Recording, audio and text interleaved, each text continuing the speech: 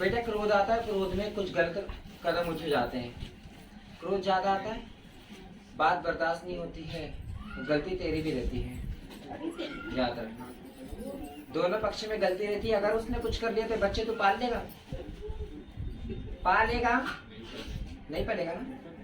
तो काम वो करो कि दोनों उतना ही करो कि जितना सहज आए, उससे ज्यादा मत करना कि घर बर्बाद हो जाए। माँ बताती है, बताने का काम है कि कर्म तुम क्या कर रहे हो, जो आदेश देती है उतना ही तुझे बताया जाता है। तो बच्ची का जो क्रोध है तो वो तो शांत रहेगा ही, पर अपनी भी कुछ गलतियां हैं तो उस गलतियों में सुधार कर लो। दूसरे की बच्ची है, माँ जगत जननी के दरबार में आई, तेरे घर में आई, तेरे साथ है, तेरे जीवन साथी है ना, उसके साथ भी दो जिंदगी जुड़ी हुई है। तो हमें बच्चों का भी मुंह देखना है।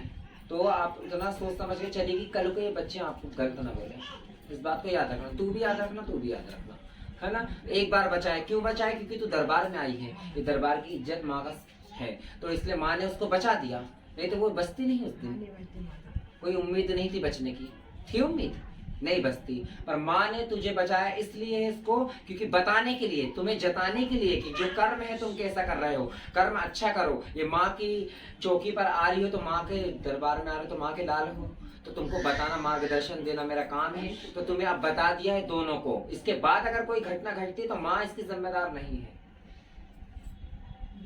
एक बार तो मैंने बचा दिया उसको, वचन था, वचन ले गई थी, तो माँ ने सहायता कर दी है, पर इसके बाद नहीं करेगी। तो अब बेटा तुझे सोच समझ के चलना है। पीता खाता है कुछ नहीं, हाँ, जब इतना नहीं करता तो फिर क्लेश किस बात का।